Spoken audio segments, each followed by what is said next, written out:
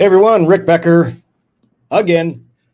End unfair property tax. We've got measure number 4 on the ballot in November for you to vote on to give yourself the biggest tax relief you will ever see in your lifetime and to completely transform and reform how locals do taxation.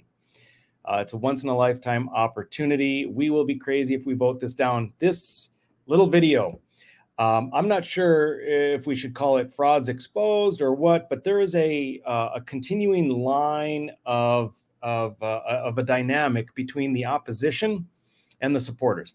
The opposition, which is primarily Keep It Local ND, Kill ND, are all the lobbyists and special interest groups. They've all banded together. What's interesting is they will not and have not debated despite multiple requests. I've had one-on-one conversations with the leaders of several of these organizations.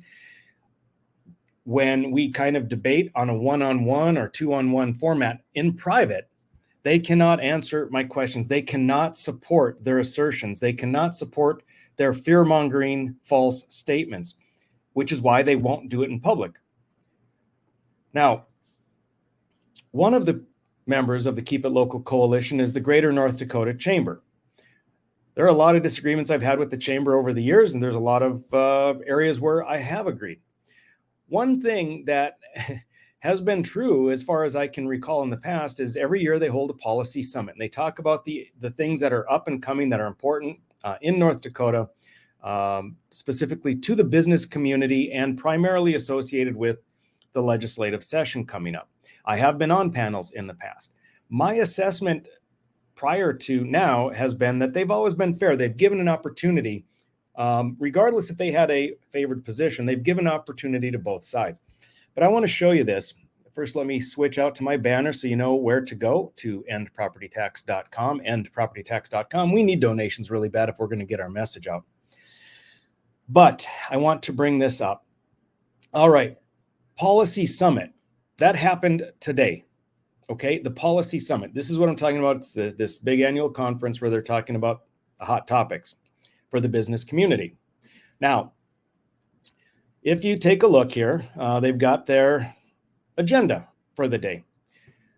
Now, one of the things, here they talk about foreign investment and trade, but one of the things that they're talking about are ballot briefs, right? There are 3 out of the 5 measures on the ballot. 3 of them are in contest. There's a strong number of people in favor, strong number of people opposed.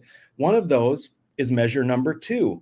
That measure, if it passes, will make the initiated process almost impossible for a grassroots volunteer basis and will leave it so that the only people that can do initiated measures are super rich people and big out-of-state interests. So measure number 2 is a big no vote. No vote. Okay. A second measure that is in contention is measure number 5. That's the marijuana, recreational adult use marijuana. Now, the third is, of course, measure number 4, the measure to eliminate property tax as we know it, to give significant tax relief, to give significant tax reform. Now, take a look. We noticed for today, what they're going to discuss in the policy summit is at 10 o'clock, navigating the global stage, foreign investment and trade. At 11 o'clock, it's a ballot brief. One of the 3 measures in contention, measure number 5, recreational marijuana measure. You've got in favor, you've got opposed. They're going to have a good debate. What's next? Oh, at 1:20 after lunch, they're having another ballot brief. Constitutional change. They're talking about measure number 2. You've got one person in favor, Senator Myrdal. You got one person opposed, Bob Harms. They're going to have a good back and forth pro and con discussion, debate for the measure, for the benefit of the attendees as well as the public to better understand, to do their best to vet the pros and cons of the measure. What's next on the agenda? Oh, at 1:35, the ongoing tax discussion for ND, for North Dakota, ongoing tax discussion. And you've got these. Now, I just listened to it. I listened to the whole hour. And this was only about measure 4. So here you have ballot brief for the other 2 measures in contention. But for ours, there's no ballot brief. There's no pro and con. There's no debate. There's no vetting the measure. They have Greater North Dakota Chamber, to their shame and my disappointment, is formulating their agenda so badly, so in your face, so obvious. They're giving Measure 4 a different title. It's not a ballot brief, and there's no discussion of Measure 4. It's just an ongoing tax discussion, even though the entire discussion was about Measure 4. And you had Senator Brad Beckedahl saying the normal things that he's been saying, which are all lies and misunderstandings, telling people that he actually is in favor of reducing funding to local communities to replace the property tax, more in favor of cutting that funding than he is of stopping the money, your money that is going to private businesses and special interests. He's not interested in that. He's just going to cut other funding. Why? Because he wants to scare the hell out of you. So you vote no against the measure. Former Senator Tony Grinberg as well, poo-pooing the measure, saying bad things. You had Representative Vicky Steiner, who was more neutral on the measure. She was discussing more of the details about, like, if it does pass or doesn't pass, what does the legislature do? She was fair, but again, there was no pro.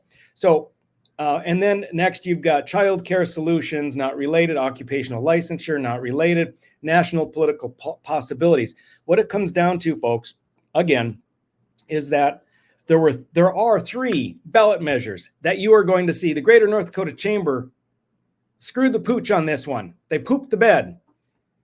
They don't want you to hear the pros for Measure 4.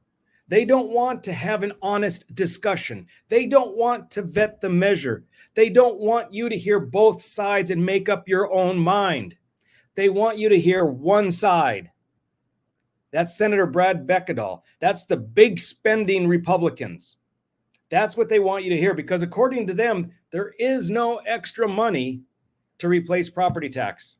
There's no extra money. Forget that. We're spending billions and billions of dollars more every year than we did just a few years ago. There's no extra money, folks. No extra money. The $125 million going to a private company for fertilizer, that's not extra. That's needed. The $95 million going to a nonprofit to distribute to other private companies, that's needed. We need to do that. We can't cut that. We're going to cut your funding. Thank you, Senator Beckedahl. Anyway, I wanted to point out and expose Greater North Dakota Chamber. Really sad. Really, really sad. You used to be so much better.